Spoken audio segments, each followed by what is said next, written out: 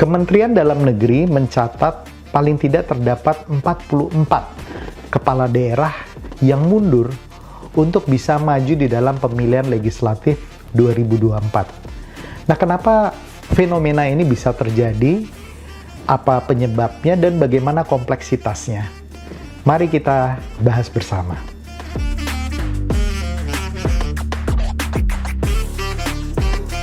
Hai Sobat Politician Academy, bertemu lagi dengan Bunga Chandra, Coach dari Politician Academy.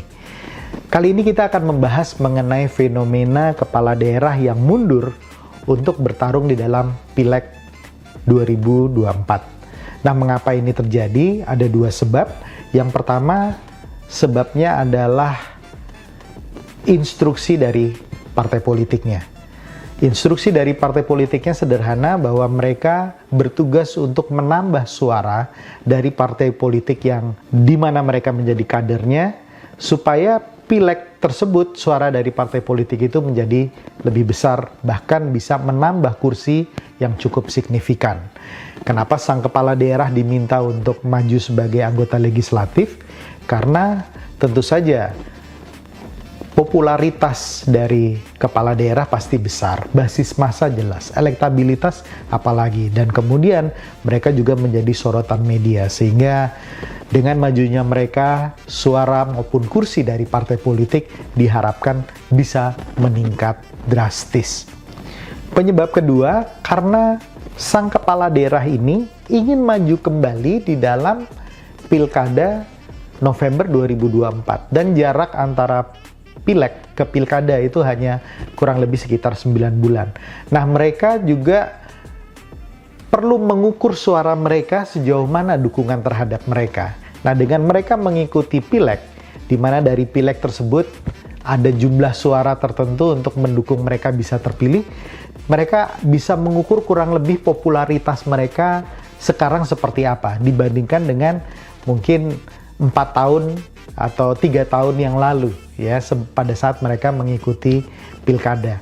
Nah, inilah yang kemudian menjadi alasan mengapa mereka beramai-ramai, ada 44 kepala daerah yang mengundurkan diri untuk kemudian bertarung di dalam pemilihan legislatif. Nah, selanjutnya saya ingin membahas bahwa terdapat konsekuensi atau kompleksitas masalah juga yang muncul dari fenomena ini. Saya melihat ada 3 hal yang bisa menjadi kompleksitas tersendiri. Yang pertama mengenai pembiayaan. Tentu saja mereka yang turun dulu menjadi calon legislatif dan kemudian nanti maju sebagai calon kepala daerah secara tidak langsung, maka biayanya menjadi double, ya, menjadi 2. Yang pertama, biaya mereka maju sebagai legislatif, dan kemudian biaya mereka maju menjadi seorang kepala daerah atau calon kepala daerah. Jadi mereka harus menyiapkan 2 pos biaya pada waktu Pileg 14 Februari 2024 dan 27 November pada waktu Pilkada 2024. Kompleksitas kedua, kemungkinannya apabila mereka kalah, maka majunya mereka di pilkada itu akan dipermasalahkan orang banyak. Misalnya mereka tidak berhasil mendapatkan kursi sejumlah tertentu, maka orang akan berpikir, lah, menjadi anggota legislatif aja dia nggak dapat suara yang cukup untuk mendapatkan 1 kursi.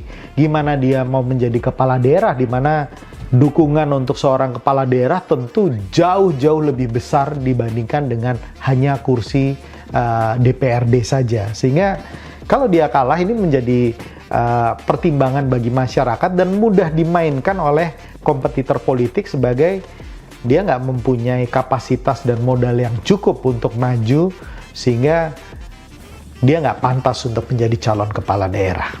Kompleksitas yang ketiga adalah apabila dia menang. Loh, menang pun masih menjadi masalah. Betul, masih menjadi masalah kalau dia menangnya, katakanlah menang kecil, ya. Kalau dia menang kecil, misalnya kursinya, suaranya hanya cukup untuk 1 kursi, tetapi di dapilnya dia dikalahkan oleh orang lain. Nah, di situ masyarakat bisa memilih, loh, ternyata walaupun dia duduk, dukungannya kecil kok. Ya, ini sementara kepala daerah itu kan terdiri dari dukungan dari banyak dapil ya. Dapilnya itu besar, bukan dapil cuma dapilnya. Nanti sekarang di dapilnya saja suaranya pas-pasan katakanlah atau menang kecil. Nah, ini bisa menjadi permasalahan bagi orang lain, walaupun dia menang dia dianggap wah, kamu kurang layak.